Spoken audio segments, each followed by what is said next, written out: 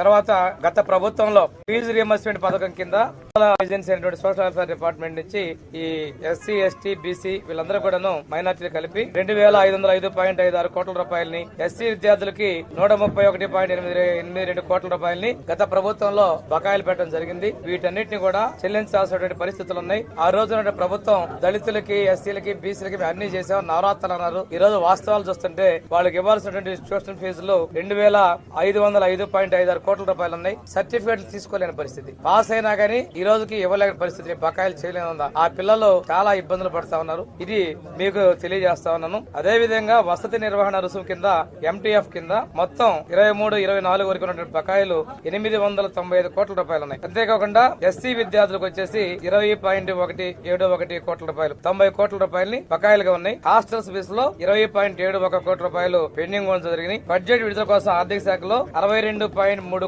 కోట్లకి పెండింగ్ లో ఉన్నాయని చెప్పేసి కూడా ఈ సందర్భంగా మీకు తెలియజేసుకుంటూ, గతంలో పేర్లు మార్చి ఈ రోజు మళ్ళీ తిరిగి ఎన్టీఆర్ విద్యానిధి పథకం కింద 199 కోట్ల రూపాయల బకాయిలు ఉన్నాయి. అదేవిధంగా అంబేద్కర్ విదేశీ విద్యా పథకం కింద 5.69 కోట్ల రూపాయలు చెల్లించాల్సినటువంటి బకాయిలు ఉన్నాయనే విషయం కూడా మీకు తెలియజేస్తున్నాం. గత ముందు ప్రభుత్వంలో బెస్ట్ అవైలబుల్ స్కూల్ పథకానికి ఇస్తే గత ప్రభుత్వం ఈ పథకాన్ని రద్దు చేయడం జరిగింది. ఆ పథకానికి కూడాను 60.10 కోట్ల రూపాయలు గత ప్రభుత్వంలో బకాయిలు పెట్టిందనే విషయాన్ని కూడా మీకు తెలియజేస్తున్నాం. ఎస్సీ ఎస్టీ మానిటరింగ్ కమిటీ అంటే వాళ్ళ అట్రాసిటీ చట్టం ద్వారా వాళ్ళకి రావాల్సినటువంటి బడ్జెట్ బెనిఫిట్స్ కూడాను ఆర్థిక శాఖ నుంచి 21.8 కోట్ల రూపాయలని బకాయిలు ఉన్నాయి. అన్ని పథకాల మీద కలిపి గత ప్రభుత్వంలో ఇచ్చినటువంటి బకాయిలు 3,573.22 కోట్ల రూపాయలని బకాయిలు లబ్ధిదారులకి గత ప్రభుత్వం చేసిపోయింది. ఇవన్నీ కూడా చేయవలసిన బాధ్యతలు ఉన్నాయి. గురుకుల పాఠశాలకు సంబంధించి జీతభత్యాలు కావచ్చు, పిల్లలకి ఇచ్చినటువంటి కాస్మెటిక్ ఛార్జెస్, తర్వాత నిర్వహణ ఛార్జీలు, ఆర్జిత సెలవులు, పారిశుద్ధ్య కార్మికుల బిల్లులు దీనికి సంబంధించి